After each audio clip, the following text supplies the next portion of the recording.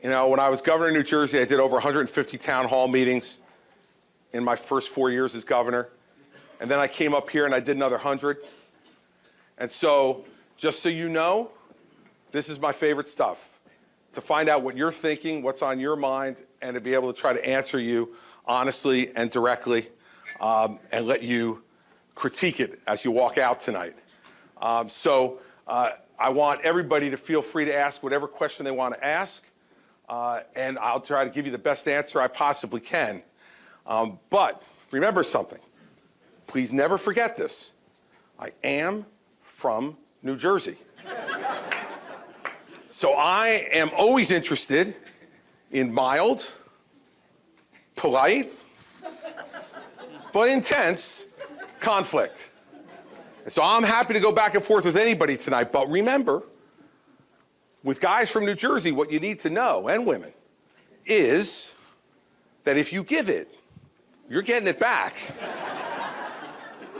And that's the way we engage. So before I take your first question, I do want to do one other thing. I talked throughout the beginning of this about we. And we have been the same we for the last 37 years. And despite all odds against it, she's still here. My wife, Mary Pat. Stand up.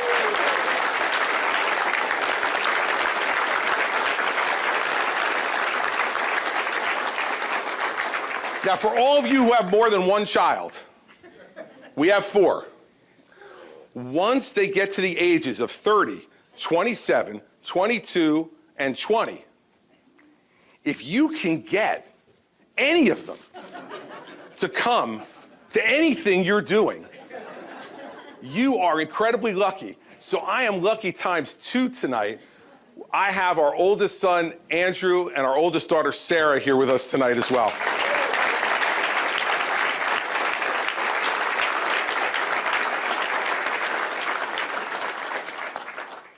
And I'll tell you, besides being asked about Mary Pat, the second person I get asked about all the time when I come back up here, because apparently he made such an impression when he came up here 8 years ago at the age of 82 to go door to door.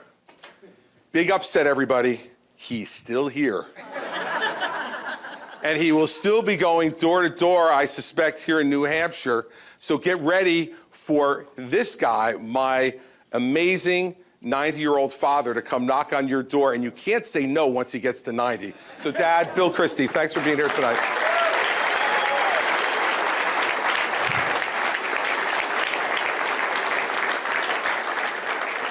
All right, who's got the first question? Right there. I am ready, and they're going to bring you a microphone. The question is, are you ready? I am ready. Let's go. I'm from Pittsburgh. I can Excellent. take it. No, that's good. That's good competition. All right. But I live in New Hampshire. My name is Laura Landerman Garber, and I'm going to say this up front. I'm a clinical psychologist of 40 years. All right? So given that, okay. I want to read this because I want to get it right. It seems to me that our amazing nation has actually been traumatized by all the divisive screaming, yelling that has been happening in politics and in elections. I would say, as a psychologist, that we've been traumatized as a nation. I want to know how you're going to take that to the White House. You have a forceful, I'll call it strong, approach to things. Look at him, he raises his eyebrows. I can do that too. So can you address that now? Yeah. What are we going to do? We're in trouble. Yeah, we are. And I think it's a great question, and I think you're right that trauma has been thrust on our country in a number of different ways. And see, I don't think that the American people are traumatized by strength. They're traumatized by chaos. The American people aren't traumatized by being direct. The American people are traumatized by lying. I don't think the American people are traumatized by somebody who is going to be forceful. I think they're traumatized by someone who only cares to be forceful for themselves. See, when I used to fight about things in New Jersey, and my Democratic opponents used to say all the time, they used to call me a bully all the time. They thought, they polled that, And they said, like, if we can get him to be seen as a bully, his numbers will go down. But what we found was that people said, yeah, he's a bully for us. See, I think it depends on where you direct that strength.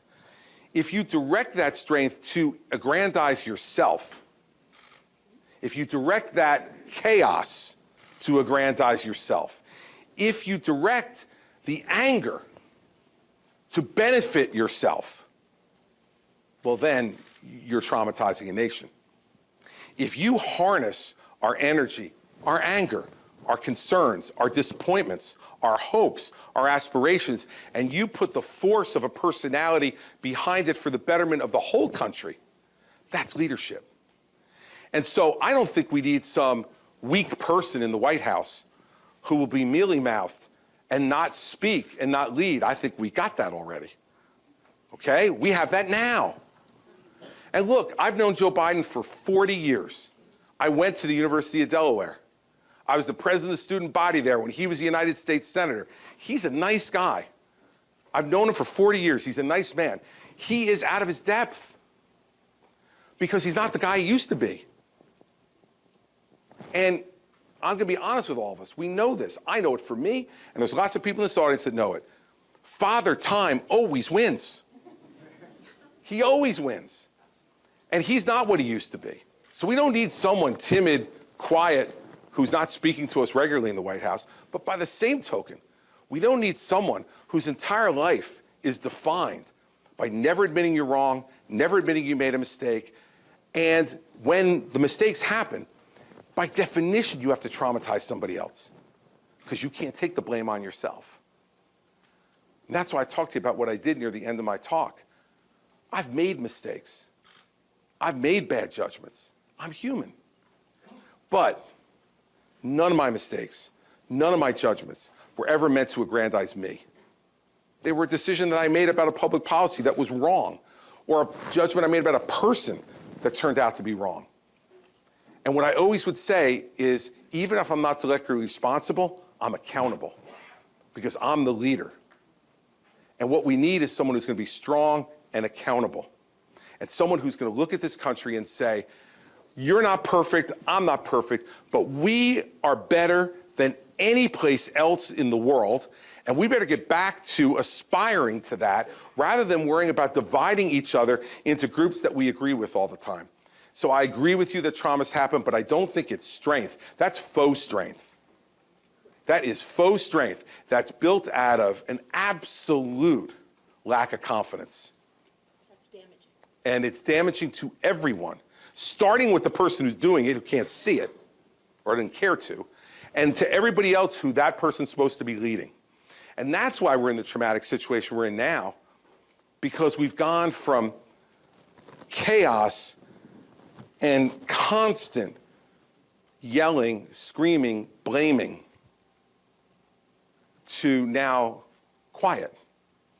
And the divisions now are happening more quietly, but they're still happening. So that's the way I would consider leading now, which is to show your strength, but to show your humanity.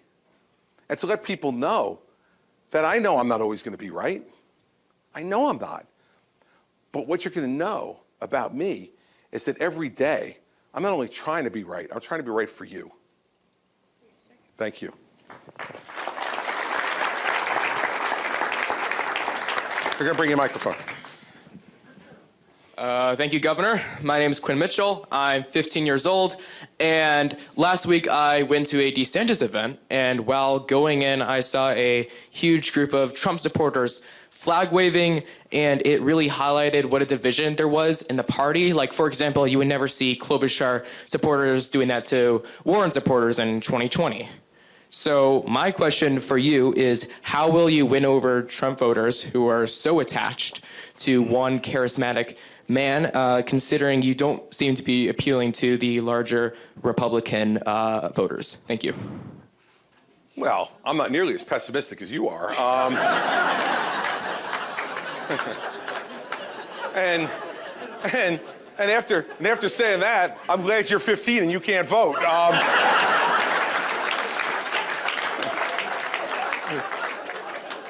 But despite that, in 3 years you will be voting. and I intend to seek your vote for my re-election as president in 2028. So we'll start right now. Look, there is no such thing as Trump voters. He doesn't own them. He didn't take title to them. They're not one of his buildings. They're not one of his failed casinos in New Jersey, okay? They're not that wreck he's got in Las Vegas, okay?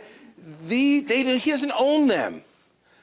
They voted for him. By the way, I voted for him twice, okay? Am I a Trump voter then? Hell no, man, okay? Elections in the United States of America are not about anything other than a choice. I tried to explain this one time when Mary Pat and I had the opportunity to go over to Great Britain and to visit with Prime Minister Cameron at 10 Downing Street. And he was getting ready to start his re-election campaign. Now, in Great Britain, they do this in an incredibly civilized way. Their entire election is 48 days. You're not allowed legally to campaign before 48 days before the election. You can only campaign in those 48 days, and then there's election. And he looked at me, and he came in, Mary Pat, remember, he came in having come off the treadmill. And he was like, and I'm like dressed like this. I'm like, I'm meeting the prime minister. And he comes literally in gym shorts and a sweaty t-shirt. And he's like, sorry, but the campaign's going to start soon. I have to be working out. I'm like, no problem, Mr. Prime Minister. He said to me, explain your country to me. You guys are already doing this. It was 2015, in the early part of 2015. He said, how do you do this? I hate doing it for 48 days. How are you going to do it for a year and a half? And I said, remember this about the American political system, everybody. In America, we don't get to vote for who we want to vote for. We get to vote for who's left. We get to vote for who's left. Okay, so Trump voters are Trump voters in 2016 when their choice was among 17 of us, and then when it was Trump or Hillary Clinton. A Trump voter in 2020 in the Republican Party, he had no competition. So who else were they supposed to vote for? They either vote for him or they stay home. And then in the fall, you were a Trump voter or a Biden voter, and Joe Biden won the election. So I don't understand this concept of Trump voters. Yeah, they had people outside waving flags on me too tonight. Let me tell you something. For a guy from New Jersey, it's like being home, baby. It's like being home. Like, if I would walk up to a town hall in New Jersey and there were no protesters, I was like, get me the hell out of here. I am not going to be able to stay awake during this thing. Look, this is a contact sport. And the way I'm going to appeal to any voter in New Hampshire is to do what I just did and make the case I can make. And if someone in here was a Trump voter 4 years ago, maybe this time they say, let me give this guy a shot, or let me give one of the other candidates a try. I don't think he owns them. He thinks he owns them. He thinks he owns them, okay? But let me guarantee you something. He thought he owned the general electorate after 2016. And what did they show him in 2020? Not so fast. Not so fast. So, I don't have a specific strategy. I'm going to be myself. I got advice from one of President Trump's former chiefs of staff. I said, I'm thinking about doing this. What do you think? And he said to me, for you, be yourself. And that's exactly what I'm going to be. And like Adam said to Abigail, I can't guarantee success in the war, but I can guarantee something better that will deserve it. I'm going to give you a campaign that by the end of this, you're going to say, whether you would decide to vote for me or not, if you could, and I still have hope for you, you're going to say, he made me think. He made me think. And that's the first step towards getting somebody's respect.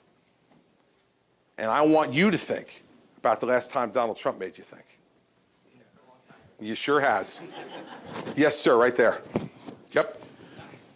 Governor, is it me? Governor Christie. It was him. I'll get to you next.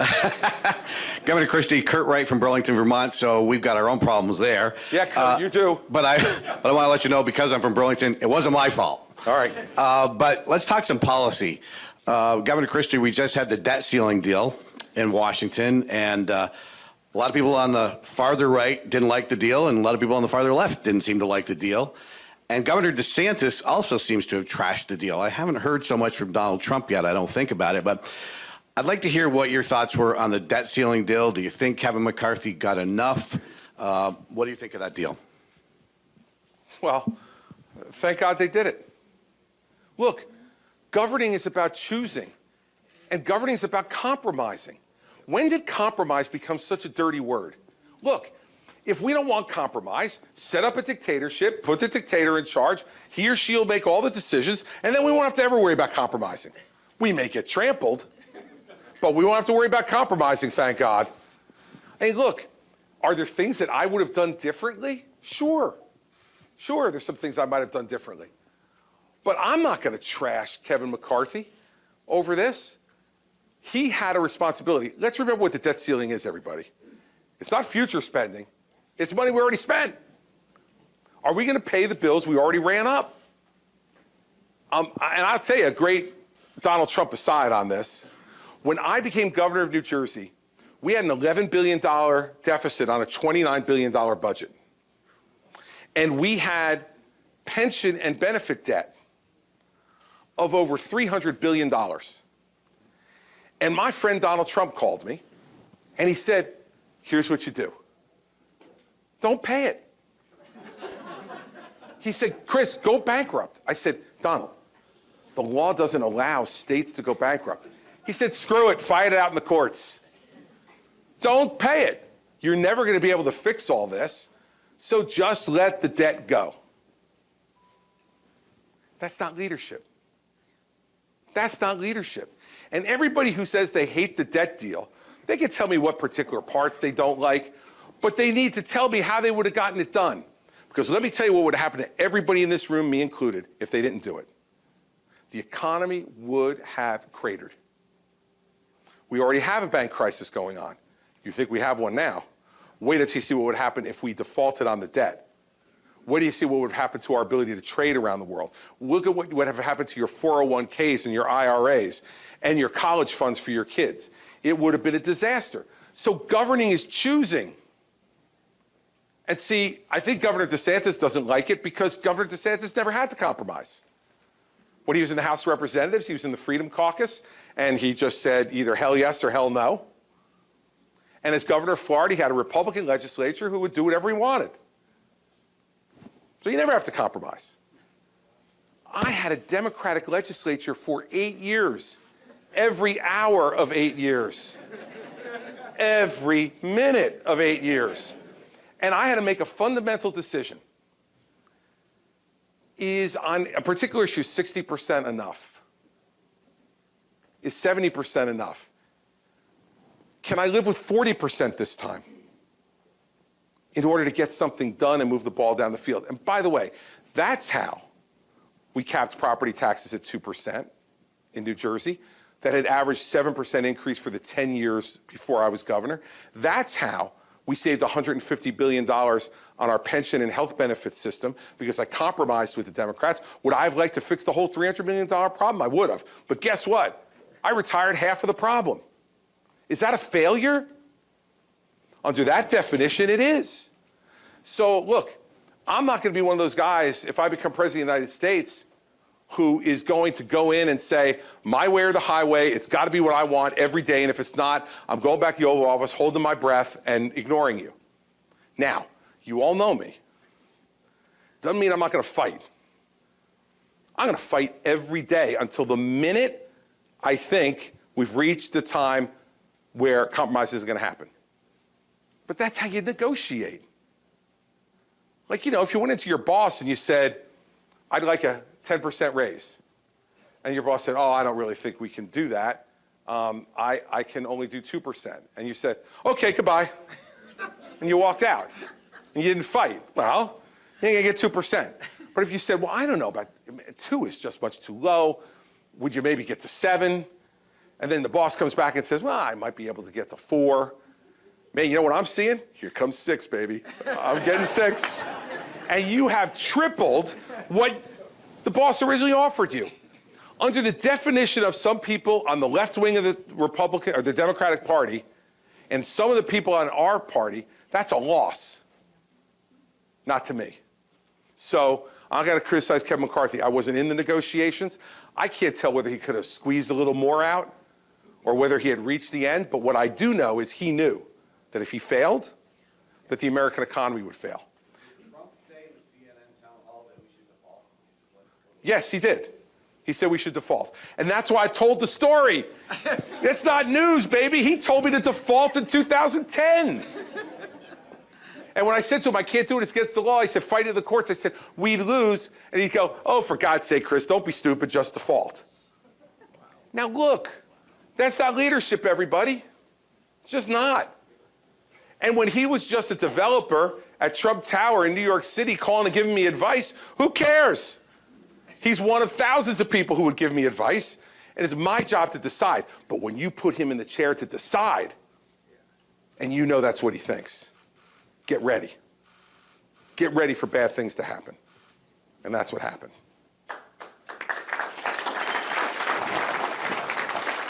He's gonna bring you Mike.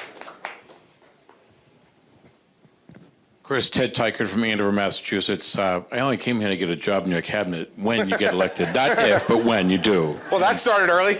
And I want to get a picture with Mary Pat, and I got that done already, too. Good job. But actually, what have you learned since the last time you ran for president? What have I learned since the last time I ran for Because president? we want to help you. Look, there's a lot. The first thing I learned is motion isn't progress. So, you know, people tell you to do all these different things, and sometimes it's just because they like to see you do all those different things. But they're not making you any more electable. They're not moving the ball down the court. I think I'm much more experienced about how to do this now. And what really matters in being able to get the job done, every endorsement doesn't matter. Okay, last time I was obsessed with all the endorsements, and I got more local endorsements than any candidate in the race, and I came in 6th. So I don't know, my common sense tells me maybe not that important. Maybe I spent too much time on that. Maybe the 5th meeting with a member of the New Hampshire House to get his or her endorsement may have been a little bit of a waste of time. Second thing I learned is that even though I did 100 town halls up here and I did a lot of listening, you have to do even more. You have to do even more. And that's why I didn't do some big podium speech tonight to announce. To me, if I want to win, this is the best way to do it, to find out what you care about.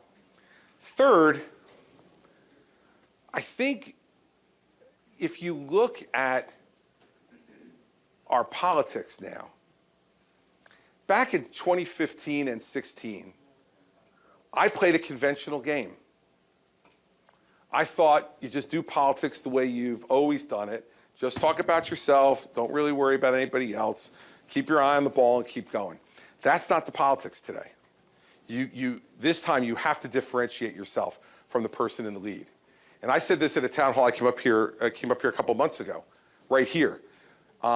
It was a mistake in 2016 not to confront Donald Trump early. Because I knew that so much of what he said was complete baloney. Like I knew it. I'm going to build the greatest, most wonderful wall across the entire Mexico border, and Mexico is going to pay for it. Well, like, I knew, as someone who had governed, that that was complete bull. But I was like, people aren't going to believe that. They're not going to believe that. Mistake. But guess what? You've got no excuse now. He was there for 4 years, 2 of them with a Republican Congress. He got a quarter of the wall built, and Mexico hasn't given us our first peso. We paid for all of it, and only for a quarter of it. And when you watch illegal immigration pouring over our southern border, don't wonder whose fault it is. It's his. It's his fault, because he never changed one immigration law in the 2 years that he had Republican control of the Congress. Not one immigration law did he change. He didn't build the wall like he told us to, and Mexico is laughing at us at the idea that they were going to pay for a wall on their border. And if you listen to him, he'll tell you, I totally succeeded, and now Biden is the reason that, this is not happening. Well, Biden's made it worse. But if the wall was there, like he promised us, Biden wouldn't be able to be doing this. He wouldn't be in office if it wasn't for Trump. Joe Biden never beat anybody outside the state of Delaware in 45 years. except for one guy, Donald J. Trump. Joe Biden ran for president 3 times and never won anything outside the state of Delaware, not once, until he ran up against the guy who the American people knew in their heart was full of it. And they had had enough. They had watched the chaos, they had watched the disorder, they had watched the disrespect, they had watched the narcissism and the lying for 4 years. And they went, you know what? The people in the middle said, enough. We took a chance on him 4 years ago. We're not taking a chance again. And so I made a fundamental judgment error. I thought that something that was so apparent to me would be apparent to everybody. Let me guarantee you something. I ain't making that mistake this time. Is Trump the guy in the way? Well, of course he is. You know, I love this. I've seen some of the press coverage of me getting ready to run. And there's this thing like, Christie doesn't really care about winning. All he cares about doing is destroying Trump. Now, let me ask you something. How are those two things mutually exclusive? I mean, seriously. Aren't they inextricably connected? The guy's ahead in the polls. Who am I supposed to be worried about, Nikki Haley? I mean, seriously, if I came in here tonight and spent 15 minutes railing on Nikki Haley, and I've known Nikki for 13 years now, we're friends. So that's why I'm bringing her up, because I know that she will take this in the spirit it's given. If I came out here and railed for 15, 20 minutes about Nikki Haley, you all would leave going, is he nuts? Hasn't he, read the papers? Doesn't he know Trump's leading? The reason I'm going after Trump is twofold. One, he deserves it. And two, it's the way to win. So these two are not divided. And this is what I don't understand about the coverage, right? Well, I hope he's not just going out there to kill. No, I am going out there. Let me be very clear. I am going out there to take out Donald Trump, but here's why. I want to win. And I don't want him to win. And guess what? If you put DeSantis and Haley and Pence and Tim Scott, that's it, I'll stop there. On truth serum, they tell you the same thing. Here's the difference. Here's the difference. You don't have to put me on truth serum to tell you. Okay? So that's why. There are not multiple lanes to the Republican nomination. That is a political science professor's dream. There is one lane to the Republican nomination, and he's in front of it. And if you want to win, you better go right through him. Because let me guarantee you something from knowing him for 22 years, everybody. He's going to try to go through me. And he's going to try to go through Ron and Nikki and Tim and anybody else who stands in his way. And you've watched this show. I mean, to me, this show looks like it's on reruns now. This is like watching Seinfeld. Right? We've all seen it. And the jokes aren't quite as funny as they were the first time we heard them. Right? So the Mexican Wall, I guarantee you, if you haven't been to one of his events yet and you go, you will walk out of there thinking, Jesus, the whole wall was built. How did I miss that?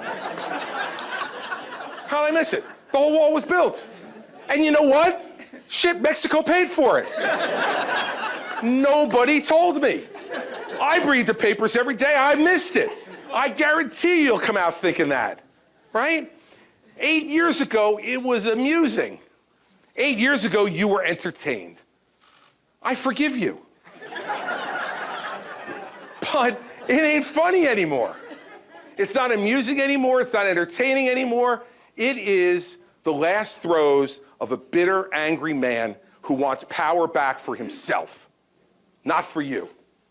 If you think for 1 minute, when he says, I am your retribution, if you think he wants to be your retribution, forget it. He's going to be retribution for one person and one person only, himself. And all the things he's angry about, and all the ways he thinks he got snookered.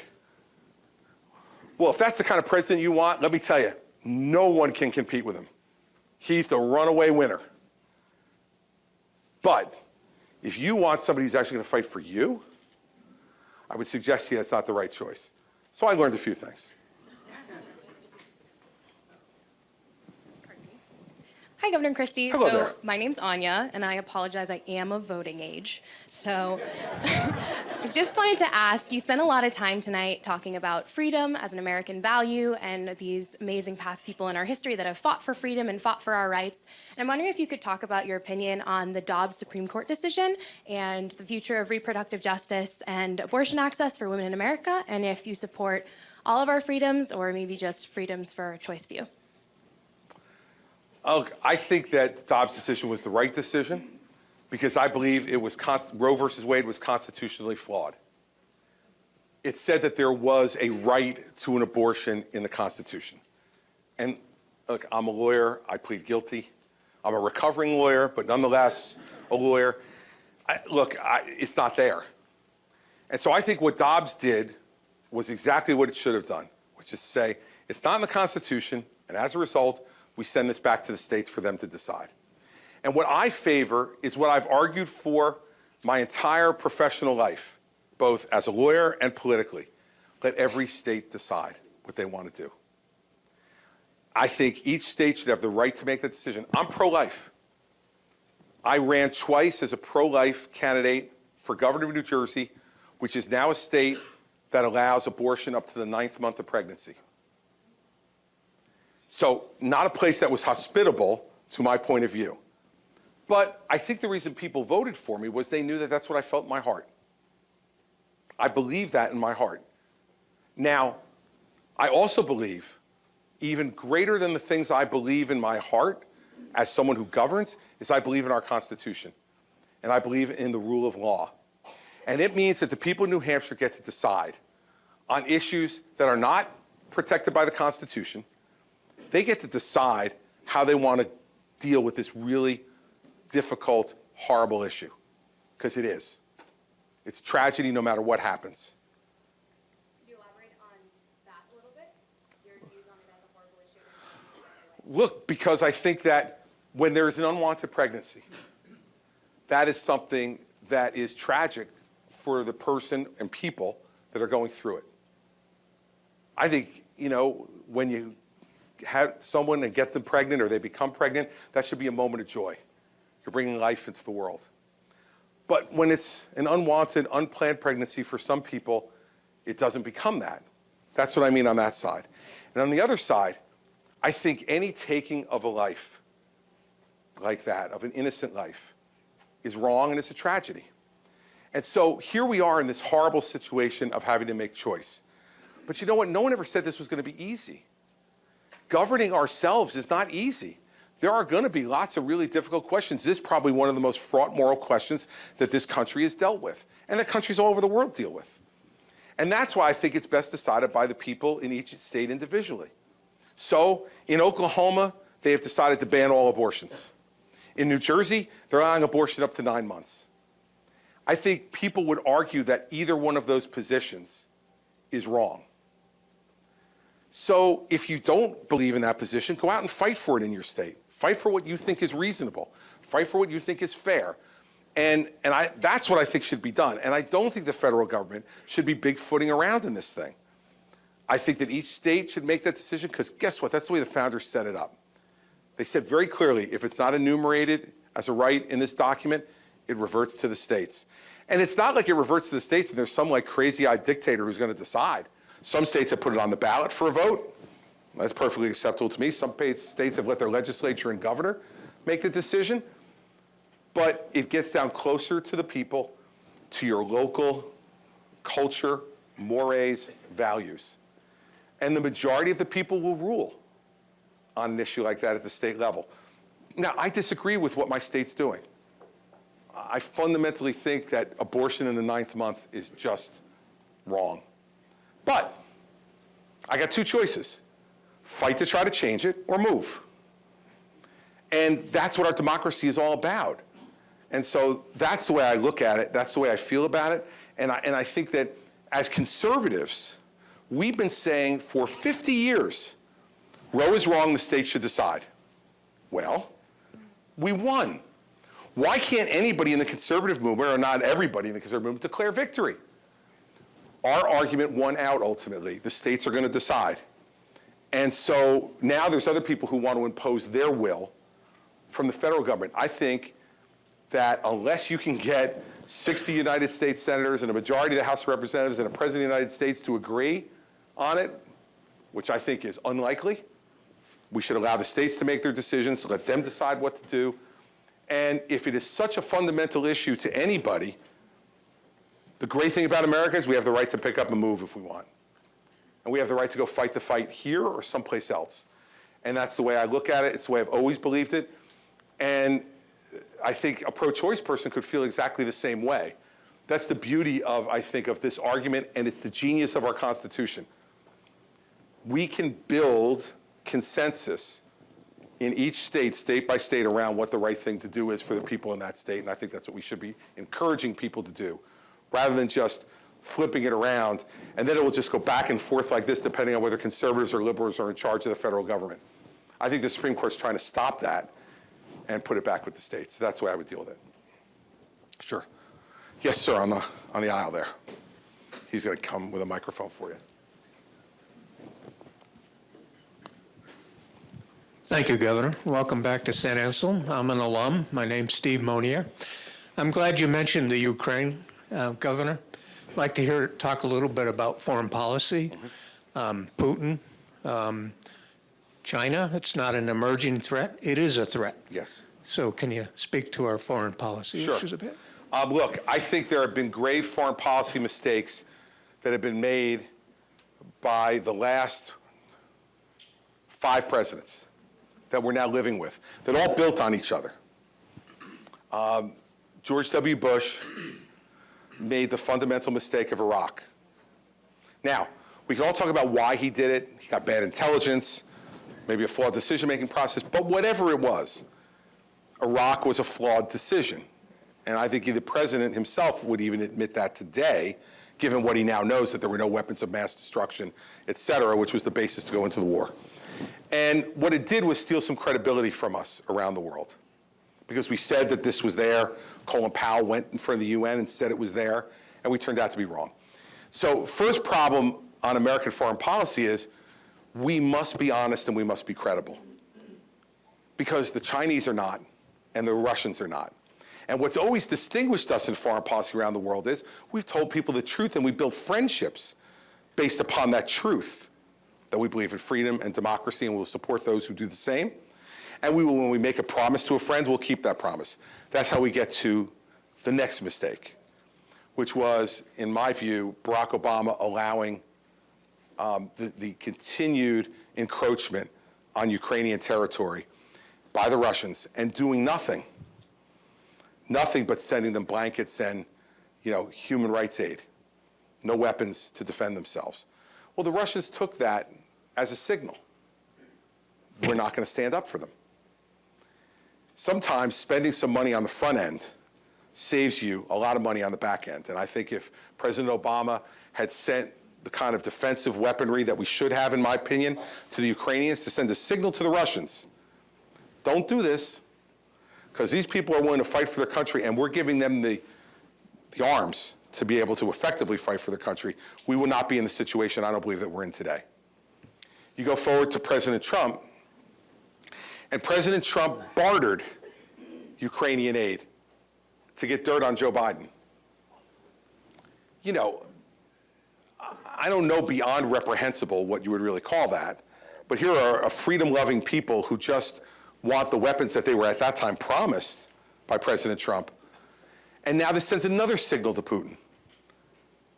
Well, if he's willing to barter for that, I can make a trade with him on something that'll help me get to Ukraine. And Trump's coddling of Putin, the way he idolizes Putin and talks about him as a great leader. This guy is a KGB communist thug. That's what he is. And he steals from his people. He's one of the richest men in the world. How'd that come about? By being president of Russia? Well, I know they pay okay, but not that good. And that leads to the next problem, which is Joe Biden comes in, who appears weak, and said, right in the beginning of his presidency, well, a small incursion probably wouldn't be a problem. Well, here's the problem, everybody. Everybody's definition of small is different. Vladimir Putin's definition of small was, I'll take it all. And I won't go to Poland, if you're lucky. And now Biden has tried to come back by supplying them with the type of arms they need. And I will give him credit for having united most of Europe to be able to supply weapons as well. And he's given the Ukrainians a fighting chance. But make no mistake, this is the beginning of a hot proxy war between the United States and China. China is supporting Russia. China is buying Russian oil to be able to support their war effort and prop up their economy. China went to Russia and said, there is no limit to the friendship between China and Russia. And I've heard one of the candidates say, well, this is just a territorial dispute. Let me tell you what a territorial dispute is, everybody. You know, like when you get your property surveyed, and the surveyor comes back and says, bad news, your neighbor's fence is 4 inches on your property. That's a territorial dispute. When you roll tanks and artillery into a free country to by force murder them and take their land, that ain't a territorial dispute. That's war. That is an act of dictatorial aggression. And if we don't stand up, why will China not go to Taiwan? And if you say, okay, why do I really give a damn about Taiwan? Put aside humanity, freedom, liberty. If you don't care about any of that stuff, put that aside. Let's be practical. The majority of semiconductors in the world are made in Taiwan. Who do you want controlling that? The Chinese? That worked out really well during COVID, didn't it? When the Chinese were controlling the majority of, personal protective gear, and we had to be on a knee begging the Chinese to give us things to protect ourselves during COVID. It is naive to say this is anything but a proxy war. And guess what? The Ukrainians aren't asking us to come over and fight the war for them.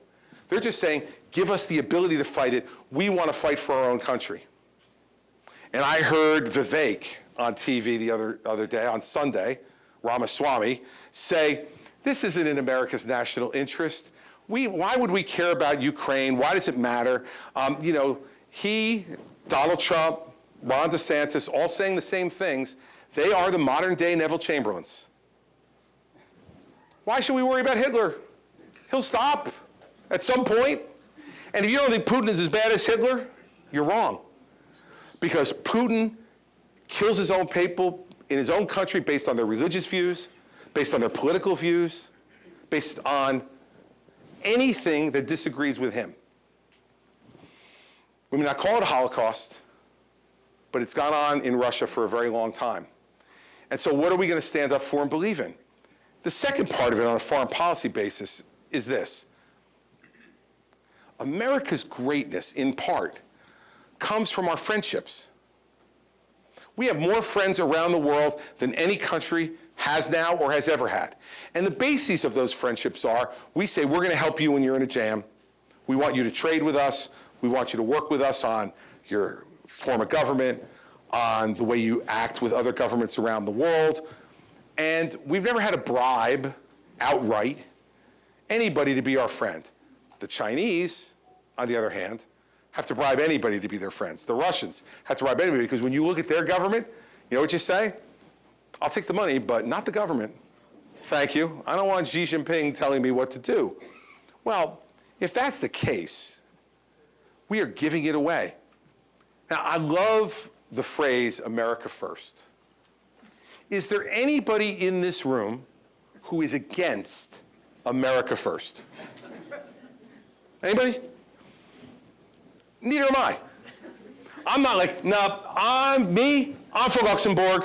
I'd like Luxembourg to be first, Belgium second, we'd be a comfortable bronze medal. Let's be third. It's a ridiculous statement. The question is, not if you want America to be first or not, it's how. How do we become first? And you have people in my party, our party, who are saying, fill the moat, pull up the drawbridge, and let's not worry about the rest of the world, everybody. We got plenty of problems here, and we got to fix these problems that we've got here, and we can't afford to engage with the world. Well, guess what? When we stop engaging with the world, we're no longer going to be the biggest economy in the world. We're not. They're going to trade with China. And then China's going to put the screws to us and say, hey, you want to continue to trade with us to another country? You can't trade with America anymore. Or you have to give all the best technology to us, not to the Americans. Foreign policy is complicated, very complicated. But in another sense, it's very simple. The more friends you have in a finite world, the better off you're going to be. And sometimes that friendship costs. It costs having to provide arms. It costs having to provide economic aid. It costs having to provide comfort to people who are in trouble. But America became the greatest country in the world, the greatest power in the world, because we were willing to engage. And we understood that the sacrifices we made in the process of that would end up with us, as I said in the beginning, being bigger, not smaller, being greater, not lesser.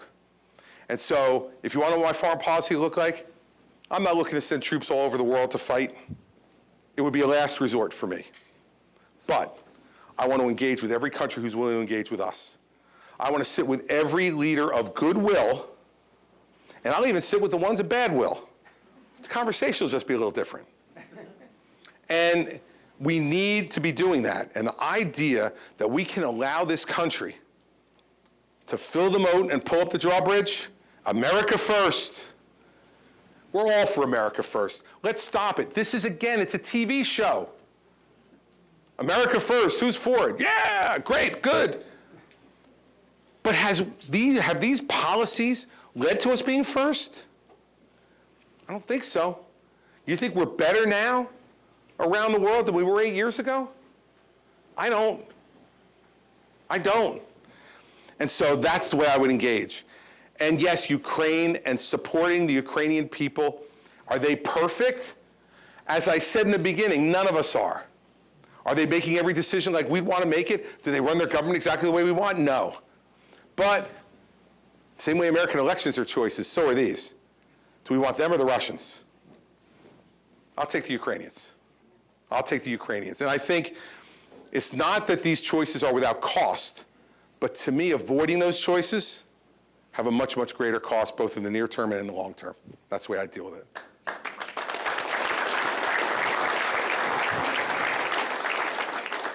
He's going to come get your microphone so everybody else can hear you. Hello, I'm Tom Palkin II. I'm originally from Dallas, Texas, but I'm also a geopolitical consultant in Asia. So I have yet another foreign policy question as well. Some of my concerns, and I do like your idea of America as a big country, but I have to deal with a lot of, let's just say, complex diplomatic issues. And what I often hear from, say, other countries, their criticisms of America is that they see themselves as this big power and that all others should listen to what the U.S. does. And so my concern is, by you emphasizing this campaign of bigness, how are we going to address the issues between other countries, including rival countries? And are you going to be, oh, we're big, you're small? Or let's say, for example, when you're talking to China, I know a lot of us here are very critical of China, but in one sense, we still have to find ways to work together with China. Sure. And I just would like to know your opinion on U.S.-China relations in this regards. Sure. You put a lot in there, so let me try to unpack it. First off, I am insulted by the idea that you think I would like anything over big. Right? So we're not going to do that. But I will tell you this. You can become bigger and not be dictatorial. The greatness of America was after World War II, after we had given and given and given more than any country had ever given without asking for anything in return. And what happened as a result? We engendered trust and friendship all around the world that then inured to our benefit. It's kind of like, you know, when I say some of this stuff is, as you said, there's some very complex negotiations that have to go on, but some of it is simple too. Like, I'm sure that all of us who had great mothers in this room, our mothers taught us, like, be good to others, be kind to others, and it will ultimately come back to benefit you. They couldn't exactly explain how. It wasn't a direct financial transaction, but the goodness and the kindness that you give I really believe comes back to you multifold. Secondly, look, I don't think we should be dictating to other countries around the world. We should be trying to provide an example that they want to emulate, not dictating to them what their government should be. When we try to dictate what government should be, usually that ends up in a disaster for us. But when we provide a shining example, and people look at this country and go, wow, I'd like to be like that. I'd like to have those things, those freedoms, those economic benefits, those educational benefits. People want to emulate you then. So I think part of it is just the art of persuasion rather than being a dictator. On U.S.-China relations, look, we tried it a bunch of different ways with China, right? And starting back with Nixon and him opening the door to China. And it was a brilliant strategic move to divide China and Russia. And it's taken us 50 years now to screw that up. And we put China and Russia back together, right? So 50 years later, Nixon's looking down going, all right, I wasn't perfect, but I got that right. And we've messed it up. I'm not saying that we should isolate China. It's impossible. They're the second largest economy in the world. They have billions of people. Like, it's not like we're going to go, okay, it's not there, it's not there, it's not there. It's there. But we have given into their demands of saying, we're a developing country, we need more advantages. Guess what? The development is over. You're now nearly our equal, if not our equal, in many ways. So you know what? Now we compete with each other on an equal basis. No more advantages that we've given to China over time. Go ahead. Give me a chance to like that. Yeah. There is blocking now. It's not just a case of China not being able, forcing other countries to decide. It's actually the U.S. going to other countries to say, you can't work with China if you're working with us. That's my concern. Well, but hold on a second. On technology. So exactly where I was going, okay? China allow Facebook in China? No, they don't. They allow Twitter in China? Do they allow TikTok and our version of it in China? They do not allow our technology in, but they insist that their technology be accepted by us. And so my point is, I'm willing to have a fair relationship with China, but it's got to be a fair relationship. And if they want to start doing that stuff of blocking stuff, stealing our technology, which they do on a regular basis, co-opt it and thumb their nose at the World Trade Organization, anybody else who tries to enforce things, well, then you do have to go then and block some things that they want because they're not following the rules that they said they were going to follow. When we allowed them to join the World Trade Organization, they agreed to a whole bunch of fair trading rules, most of which they don't follow. So after a while, you have to let them know, in my opinion, enough's enough, okay? Doesn't mean enough's enough, therefore we're putting the wall up and we're not going to talk to you anymore. That would be destructive to both of us, both economically and militarily. But they've had a good run. And to some extent at our expense. Some we've benefited from, some we've had to pay for. We're in a new era now. And when they go around and start playing the games that they're playing in foreign policy, building artificial islands in the South China Sea and claiming jurisdiction over them, messing around with our ships in both private sector ships and trading lanes and military ships like they did just last week, when they come to Brazil and stand next to the new president of Brazil and encourage him to denounce the United States in our hemisphere, okay, that's fine. You can play that game. But remember that we will play it back. We will play it back. And so, you know, my concern about this is that we have allowed, and in some extent in the beginning of the relationship for good reasons, to allow them to develop, we've allowed them to have advantages. It needs to stop, in my opinion, now. And we need to make this a level playing field. And then respect for our intellectual property and respect for theirs. Respect for our manufacturing and respect for theirs. Respect for their ability to trade and respect for ours. And we don't have that now. And that's my concern about it, because in the end, you're much less likely to go to war with someone who respects you. And we need to rebuild that respect with China in both directions, and then we'll be much less likely to go to war, in my view, if we do that. Yes, sir, right in the front.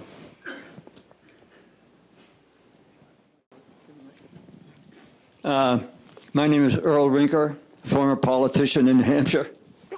There's going to be somewhere between a half a dozen and a dozen Republican candidates for president.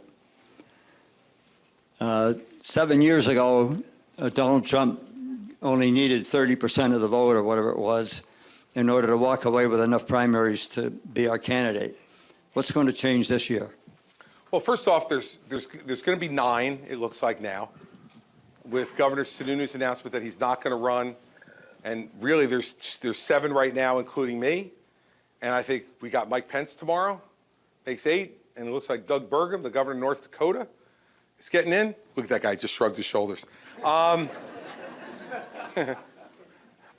had somebody say to me recently, Doug Burgum's running for president, the governor of North Dakota. They don't know Doug Burgum in South Dakota, but everybody's got a right to run, and Doug's a nice guy, so he'll show up here soon. But let's start off with the fact that that's half of the number of candidates who were on the ballot in New Hampshire 7 years ago. So we've made some progress on the thing you're concerned about. Secondly, you don't know if all of us are going to still be here come February when you vote. You know, remember, Scott Walker was the front runner, and he left in September, right? So, you know, things change in this business, and you all have a way of making your voices heard even before you vote. So that's another part of it. But the last part of it is, I think we always make a mistake politically when we run the next election through the prism of the last one. Remember in 2015, at this point in the race, Donald Trump was at 4%. So when he mocks everybody who's in single digits, like, I love it. I'm like, yeah, like you, 7 years ago. I was ahead of him when he came into the race 7 years ago. I certainly never expected him to pass me, believe me. But this is not a static situation. 7 years ago, there was very little any of us could say about Donald Trump. He didn't have a record in public office. He made up his record in the private sector. Like, you would think the Trump organization was like, that he was like running Microsoft. He was running a family business that had about 70, 80 employees, real employees in the headquarters. Now, it was thousands if you count every greenskeeper and waitress and bartender, but he wasn't really managing those folks from day to day. He had made a lot of money in his life, inherited a lot, turned that inheritance into something bigger. Congratulations, that's really good. That's what everybody in America would like to do. But there wasn't a record for us to talk about. There is now, if we're willing to talk about it. Now, before tonight, I haven't heard one candidate for the Republican nomination talk frankly about his record. Not one. They wouldn't even mention his name. Like I said before, it's Voldemort time, everybody. They won't mention his name. I watched, and this shows you what a sad, sad life I really have. I watched large portions of the Joni Ernst roast and ride in Iowa. A sad, sad existence. But I watched parts of it, and I watched a little bit of every candidate. Not one of them mentioned his name. They would say cute little things like, we need new generational leadership. Oh, I get it. Trump's old, you're younger. Oh, I should vote for you. Or, we need a leader who looks forward, not backwards. Oh, I get it.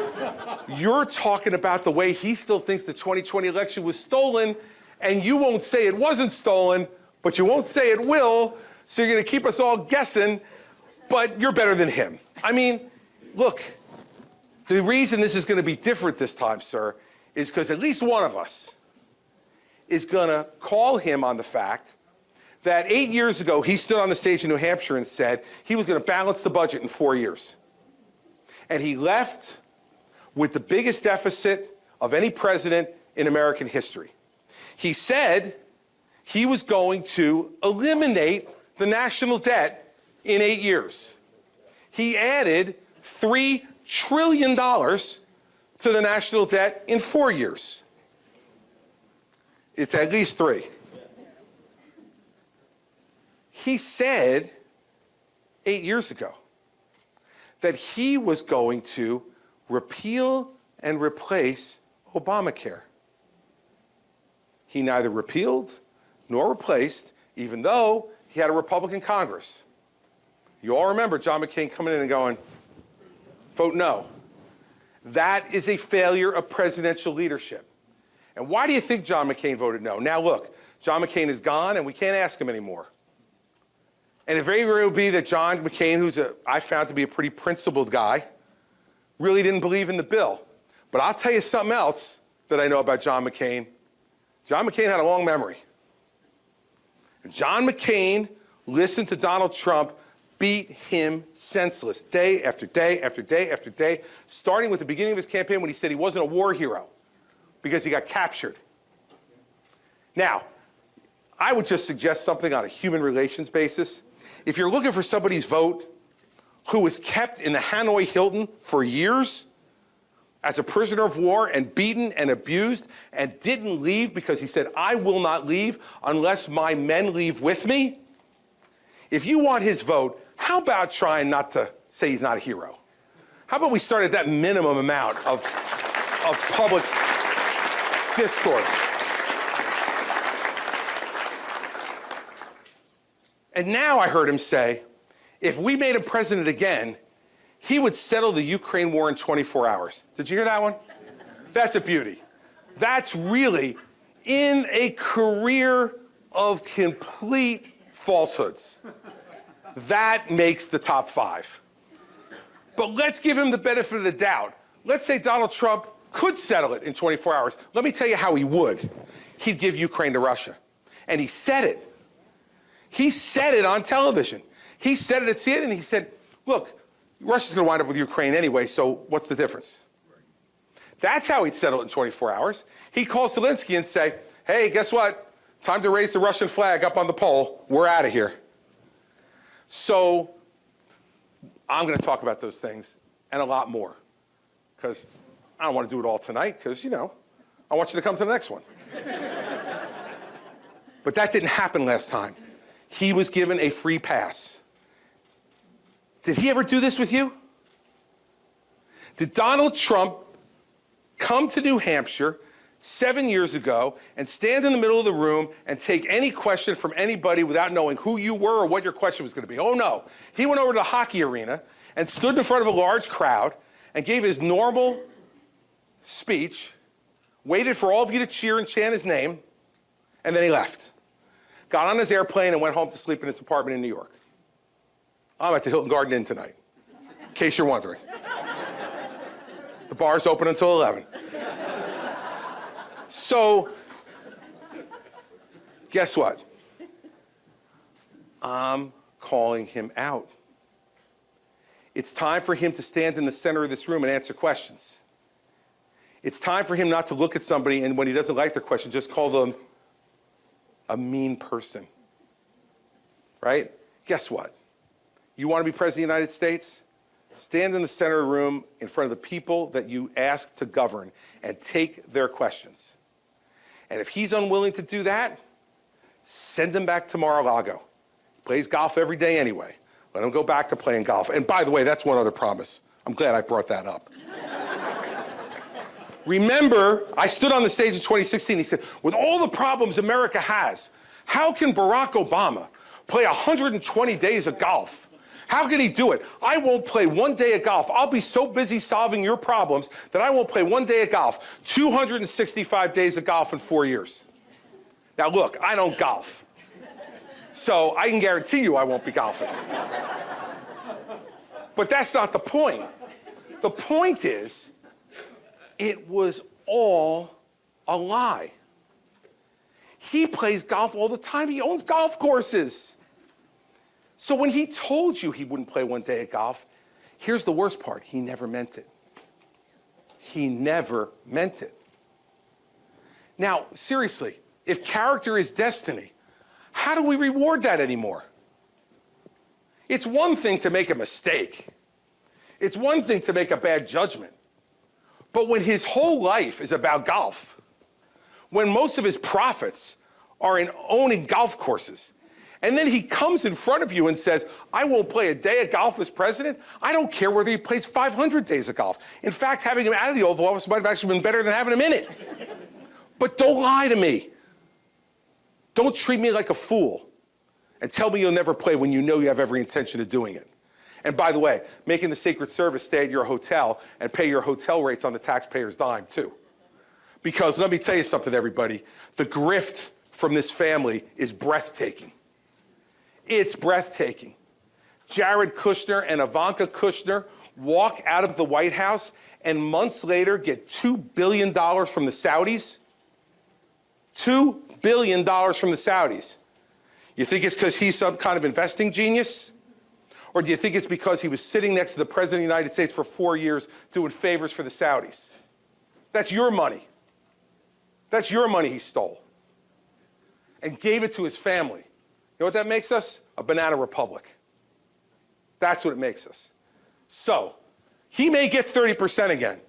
I'm not sure. Maybe he'll get more. Maybe he'll get less. But let me tell you what he'll know in 2024 that he had no idea of in 2016.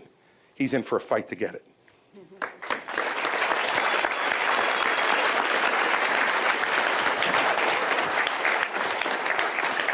He'll come.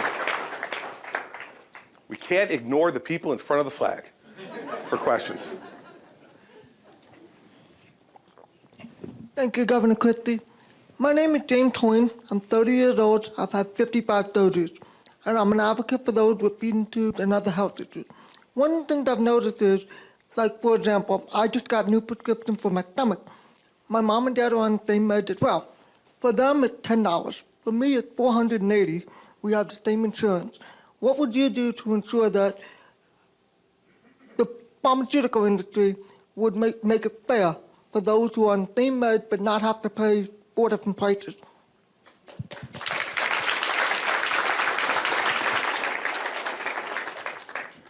We have to find a balance in this country between two things.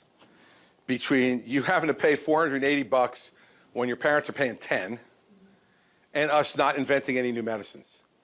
See, I think everybody goes to the extremes on these issues, right?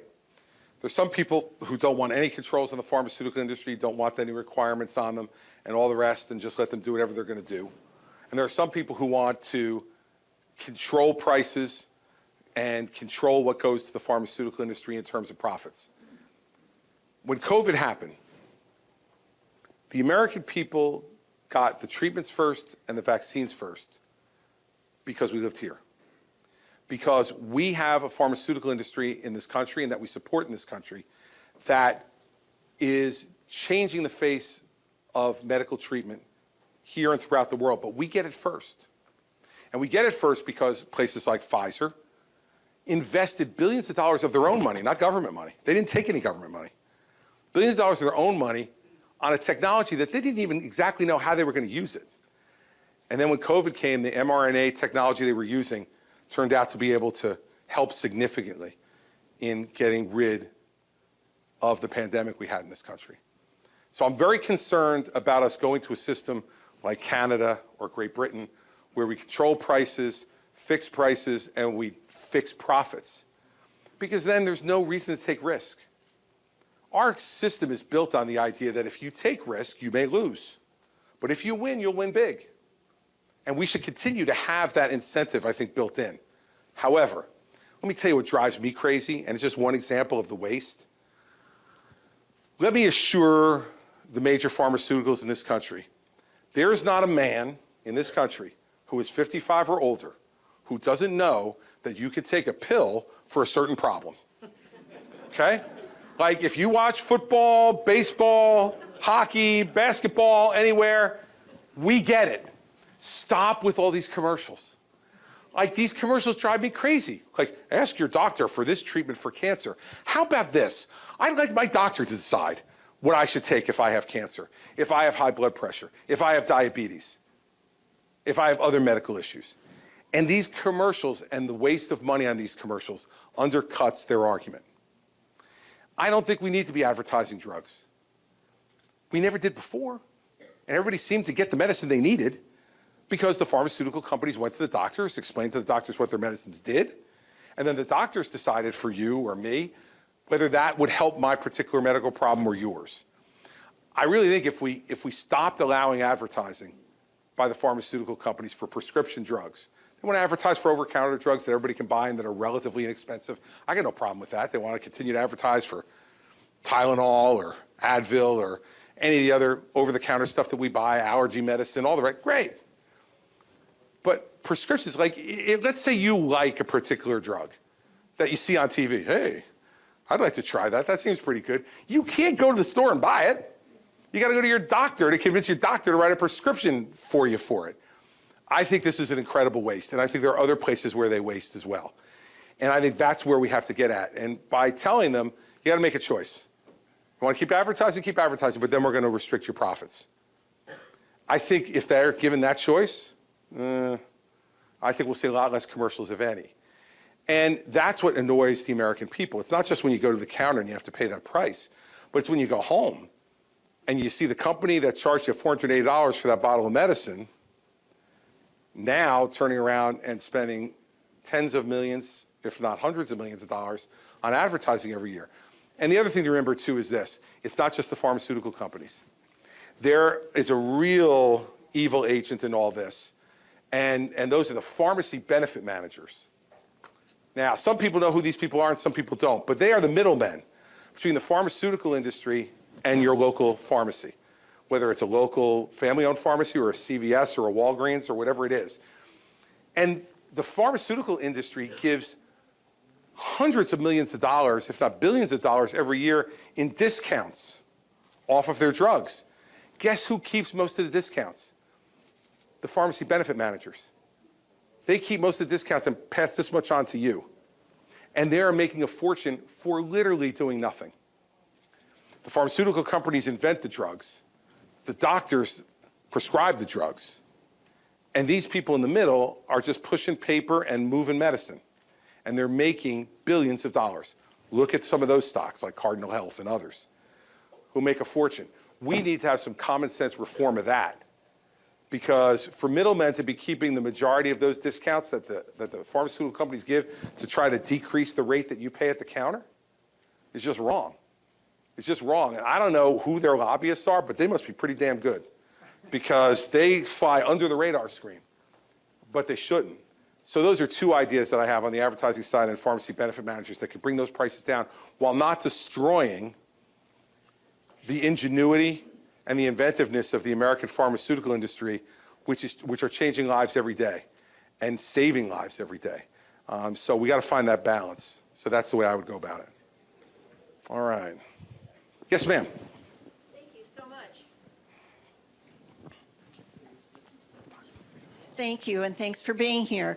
My name is Nancy Ryan, and I live in Lee, New Hampshire. I'm New Hampshire's field coordinator for the National Breast Cancer Coalition. And I really liked what you said about thinking big because that is exactly what the National Breast Cancer Coalition does. We want to end breast cancer for everyone. I don't know if you know this, but New Hampshire has the second highest incidence rate of breast cancer in the country. I didn't know that. So I'm obviously very involved and very concerned about this. What I would like to ask you tonight is to sign the National Breast Cancer Coalition's public policy platform. It's a simple one-page document that asks you as candidate for President of the United States to support our work and mission. And that would include three major areas: adequate and meaningful funding, federal funding for breast cancer research, access to quality care for all, and ensuring that educated advocates play a role wherever decisions about breast cancer are made in the public policy and research arena. I have copies of the public policy. I knew you would. Well, first of all, let me say thank you for what you're doing, because this is part of what makes America great, and what I was talking about before, is that people who feel passionate about something, who believe in a cause, have the opportunity to go and fight for that cause, and to have their voices be heard, and to not give up. And we should never take any of those people like you for granted. because that's an incredibly important role in a democracy that's working the way it should. Second, I know you've got it. Give it to me. I'm not going to sign it here because if I signed it without reading it, it would be like those things we get on the internet, right, where they say, do you agree? And we don't want to read the whole thing, so we go, yeah, okay, I agree. I don't want to treat it that way. So give it to me. I will read it between now and when I come back to New Hampshire the next time. If you give my folks your number, when I come back, I'll tell you I'm coming back, and I'll tell you whether I'm signing it or not. I have given a packet to Doug Mayer. Oh, well, geez, I'll never get it. Doug's the most incompetent. Doug's the most incompetent guy on my staff. How the hell did you decide to do that? No, Doug's got it. He's a great guy, so I'll get it from Doug. And then if you go and give Doug your number on the way out. He's got that too. Great. Well, then we're set. Good job.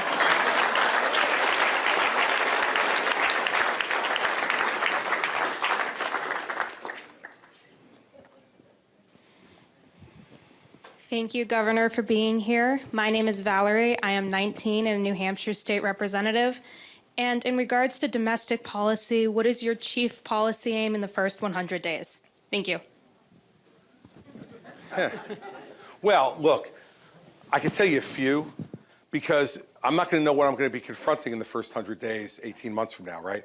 So something may happen between now and January 20th of 2025 that makes me go, oh, okay, I was going to do this, but now I'm going to do that.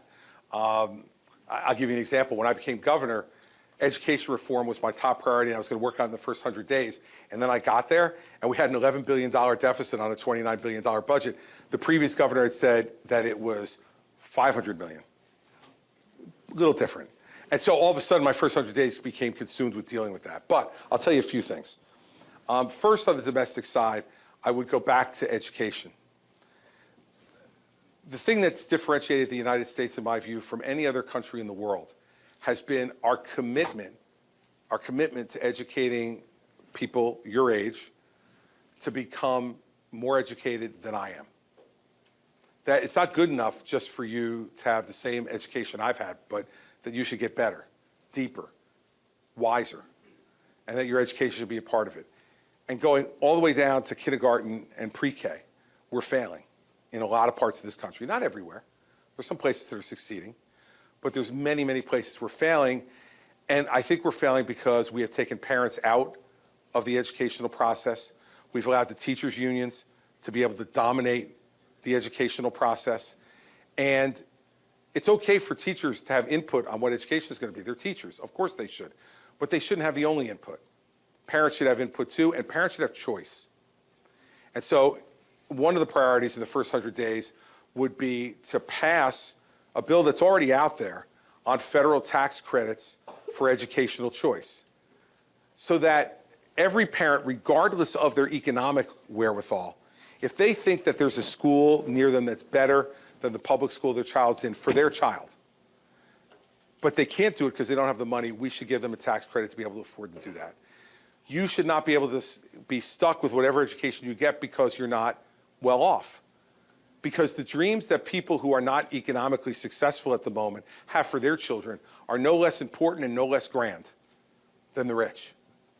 And so that would be one priority.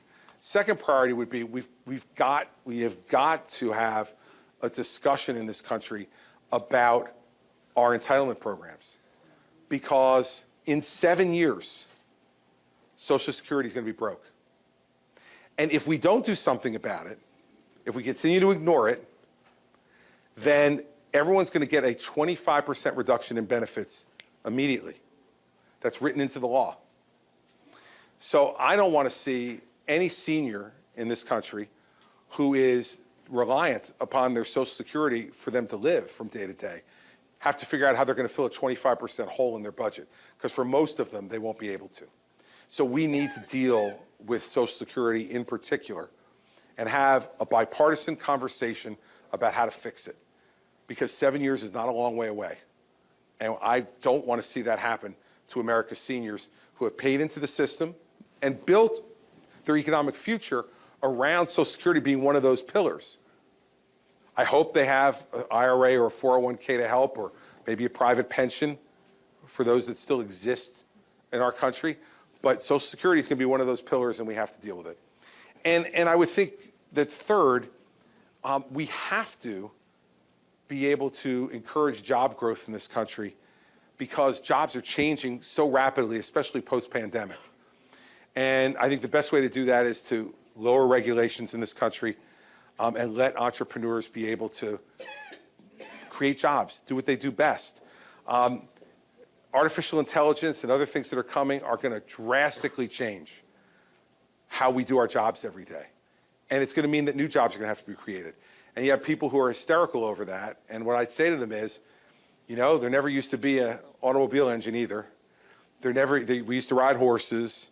Before that, you know, we didn't have carriages on the horses. Like, one of America's greatnesses is that we continue to evolve and grow and get bigger and better and find out how to use new technology to be able to grow. But we can't do that if our entrepreneurs are spending a third of their time filling out forms for the government, telling them what they can't do. And that's part of the problem I have with some of our candidates in this race. They spend all their time telling you what they're going to stop. If I become president, I'm going to stop this. If I become president, I'm going to stop that. If I become president, I'm going to stop this and this and this and this and this, and I'm going to stop all of it. Okay. After you do that, then what are you going to do? You know, leading a government is not just about stopping bad things. It's about starting good ones. And it doesn't mean the government has to start it, but the government should get out of the way from other people starting it. And so I'm weary of candidates who are just negative. And I'm not talking about negative ads. You'll see plenty of them. And that's never going to change. Adams and Jefferson ran negative ads against each other in 1800. So this is not going to change. What I'm talking about is the negativity of the language, the negativity of the values. We're all about what we're against.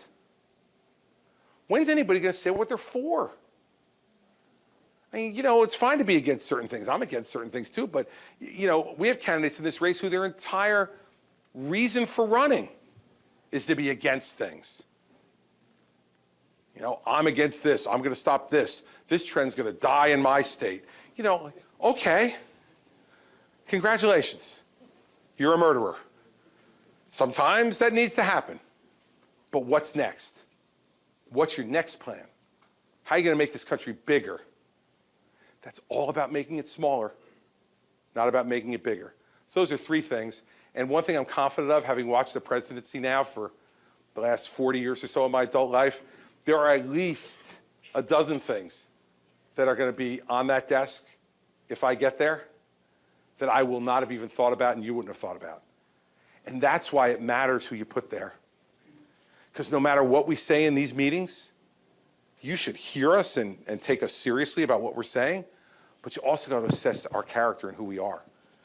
Because there are going to be so many things that are going to come up that we could not have anticipated and that I wouldn't have given you an answer for. So you're going to be sitting in your kitchen or your living room or a classroom or a dormitory, and this problem's going to come up and you're going to read about it. And I don't want you, if I'm the president, to say, oh my God, I have no idea what he'll do about that. I want you to be able to sit there and take a deep breath and say, I trust him to handle it. And that's character. That's character. That's what gives you the ability. And I've been there. I didn't expect Hurricane Sandy to come. I didn't expect the worst natural disaster in the history of my state to hit us and create $40 billion in loss, 365,000 homes destroyed, 2/3 of the state without electricity for 2 weeks, no operating water treatment or wastewater treatment plants anywhere in the state. That's not in the manual. And I'll tell you when you know your governor or president is when that happens and you go around the table to all your advisors and they tell you everything that's going wrong. And then when they get done, they just all stare at you. There's a few of my former cabinet members sitting over here tonight, and they'll remember that day. They sat around and looked, they told me everything that had happened, and then they just sat there and looked at me. And that was the moment where I said, oh, I'm governor. I got to come up with a solution to this. And they're looking at me going, you asked for it. You're the guy who wanted the big job. It's that moment when it's what's in here. What's in here that matters. Because there's no manual. There's no guide. It's what were you taught? How were you raised? What are your values? Are you honest? Are you accountable and responsible? are you willing to admit mistakes? Are you willing to admit when you failed and then pick yourself up and try to make it better? Because I'm confident that everybody in this room has failed at something in your lives. And if you just laid on the floor and stayed in the fetal position, you wouldn't be here tonight. Everybody in this room has their story about when they were challenged. And that's the least you should be able to expect from somebody who wants to be president of the United States. All right, I think I could take 2 more. And then I'm already at 2 hours, so, which is 2 hours more than Donald Trump has done this, so.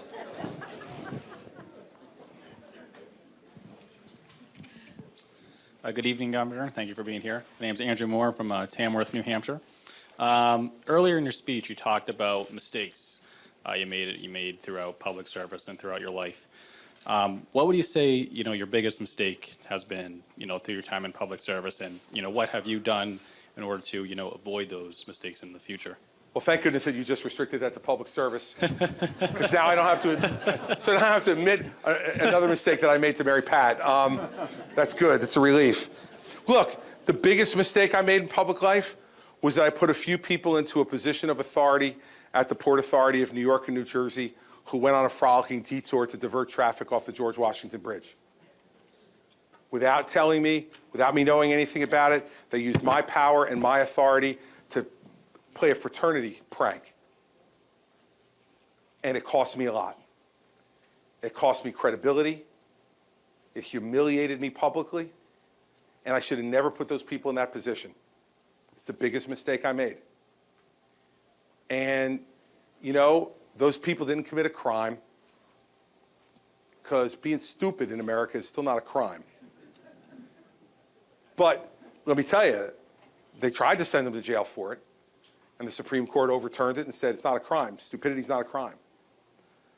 But it was a mistake on my part. I didn't see who they really were. And I've got to be responsible for that. I could have never guessed. I will tell you, it was the biggest shock of my public life that any of those people would have done what they did. But you're accountable. They acted in my name, and I put them there. And it was the biggest mistake I made. And it cost me credibility with my people. It cost me humiliation with people that I love and care about, who counted on me to be better. And so what I learned from it is, measure twice, cut once on personnel. Personnel is policy. More than anything else, personnel is policy. The people you pick, you must completely trust. It doesn't mean you won't make a mistake, but you probably won't make one as grave as that.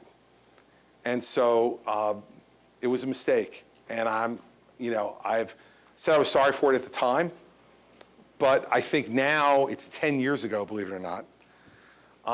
And 10 years later, the perspective I have on it is the same as I had at the time, which is I could have never guessed it, but it was my job to make sure I did. And so, you're going to make those mistakes. I think what it'll help me do if I become president is to not make that same kind of mistake again.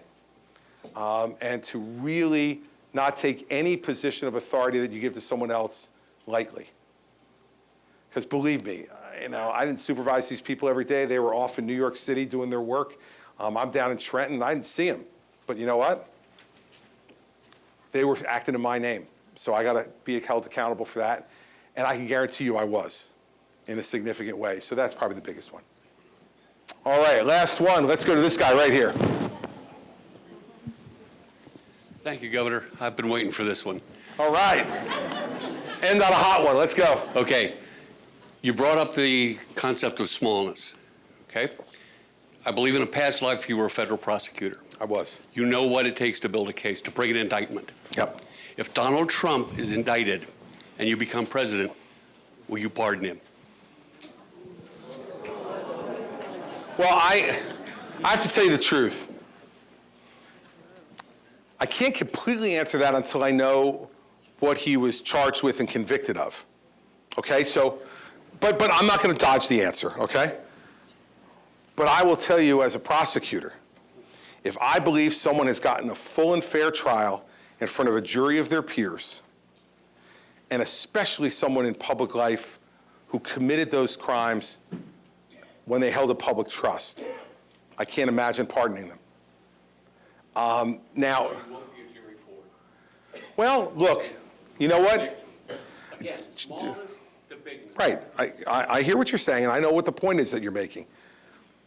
But what I would say about what happened with Gerald Ford and Richard Nixon is we lived in a much different time then. Remember, Richard Nixon resigned because he said, we can never let an American president be impeached. And once I knew I was going to be impeached, I impeached myself because I had to put the country first. Since that time, we've had Bill Clinton impeached, and he let it happen and stayed. And we've had Donald Trump impeached twice. All of those acts were putting the person before the country. Richard Nixon put the country before himself. He committed horrible crimes. But in the end, when the moment came for him to decide whether he was going to put the country through an impeachment proceeding and a trial in the Senate, he said the country's more important. And I believe that that's one of the reasons Ford gave him the pardon, was because he didn't put the country through all that. And I think Ford in part wanted to reward that behavior of putting the country before himself, even though he had failed that test any number of times during his presidency, but he left as a result. I didn't see that conduct in Bill Clinton, and I have not seen that conduct in Donald Trump, to put the country before their own self-interest. And I think that's a key part of deciding whether someone merits a pardon or not. Remember the other thing, by accepting a pardon, the person must acknowledge their guilt. That's why I'm completely in the clear.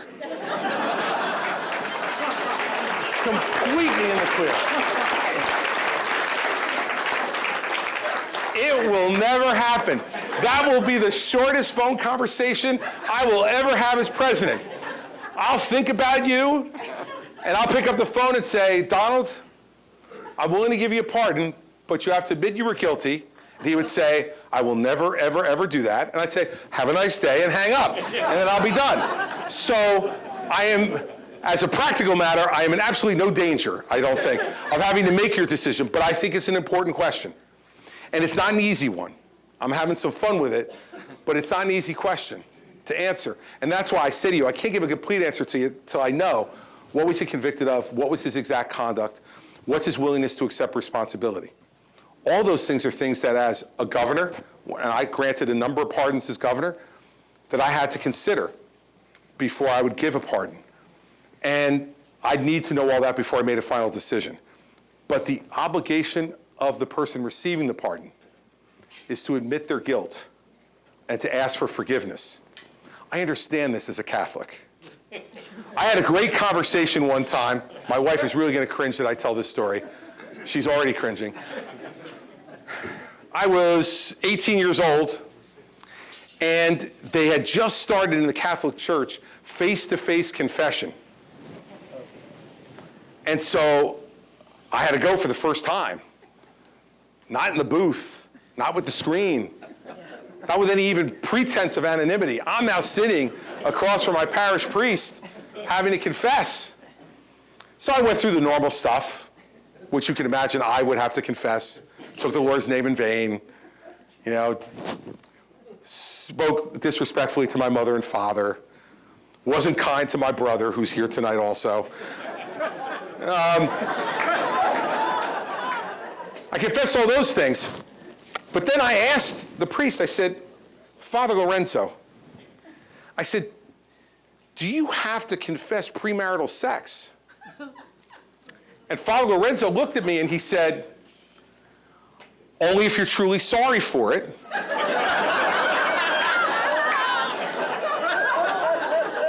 And you're going to try as hard as you can to never do it again.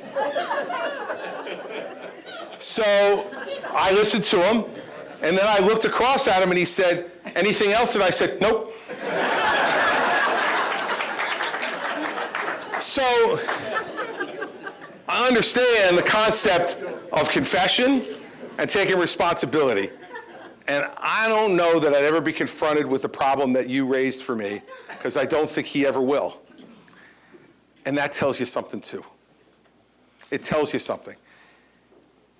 If you've committed a wrong, if you've made a mistake that rises to the level of criminal conduct and has a jury find you beyond a reasonable doubt unanimously guilty of a crime, there are mistakes that are made by the jury system all the time, but you'll know in your heart whether you did it or you didn't.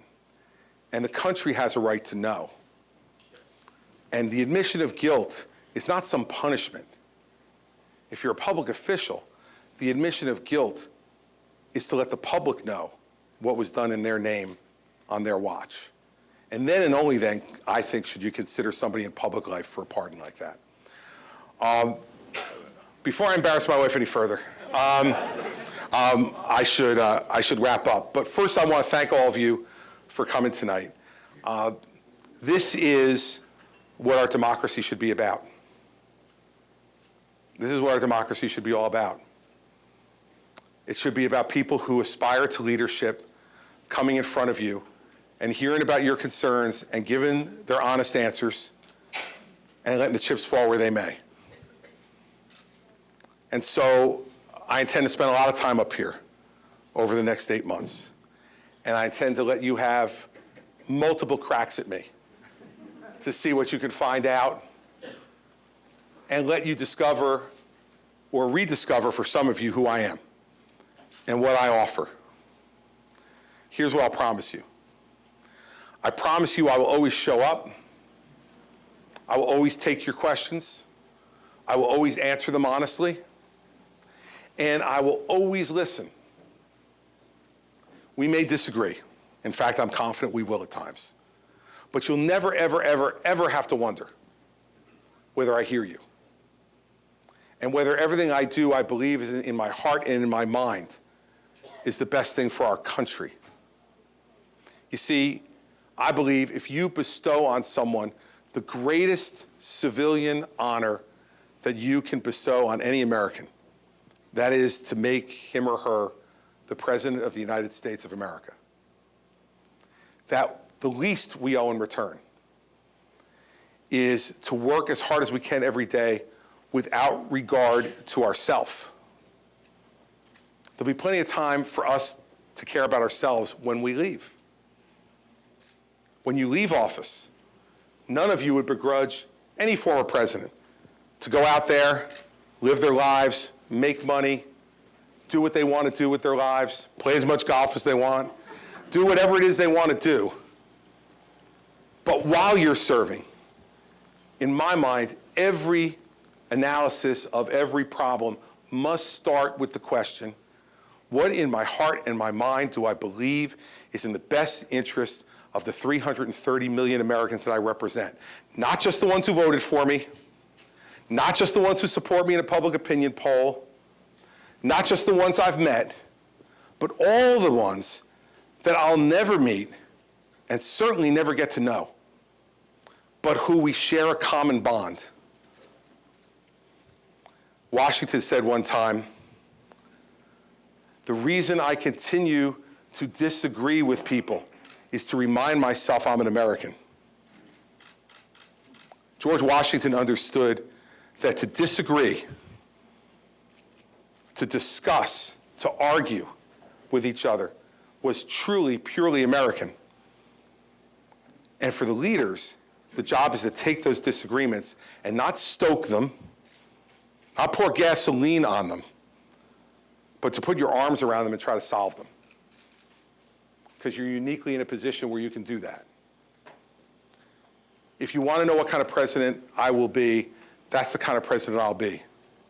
I won't apologize for saying what I say and believing what I believe, but I also will not condemn someone else for having a different opinion. First, I'll just try to convince them they're wrong and try to get them on my side. And if that fails, then it's my job as the executive leader of the government to find a place where we can meet somewhere near the middle so that we can check that box, at least partially resolve that issue, and move on to the next one. Because if we don't, we're going to stay in neutral. And countries who are neutral, by definition, get smaller and less significant, less prosperous, and less free. So I know that with all the cameras, you guys, the reporters, the coverage, and all the rest of it, it can seem like this is a TV show. It's not.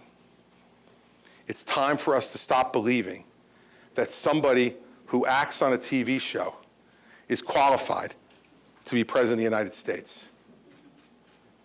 These are real problems that real serious people need to solve by putting your interests first, not their own. By taking the mirrors down and opening the windows and looking out and seeing the country that we have, but even more importantly, the country that we want. I have thought in the last few weeks as I was getting ready to make this decision about one moment. I allowed myself to daydream about one moment. And it's the moment when you walk out onto the front of the Capitol and you stand there getting ready to take the oath of office. And Ronald Reagan was the first president to do this, to not put it on the back side of the Capitol, but put it on the front.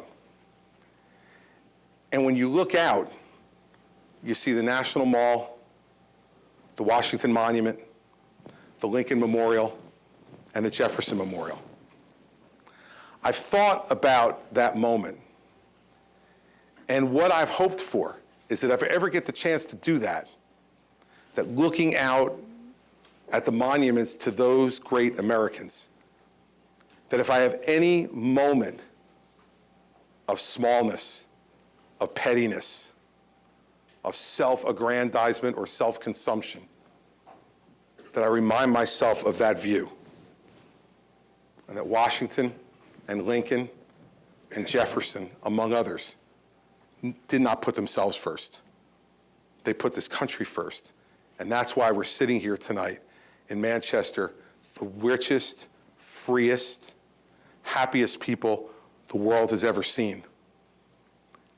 That will be what I'll try to be for you, if you give me the chance, and the way I will live every day of the presidency if you give me the honor and privilege to lead you. So thanks for coming tonight. I appreciate it.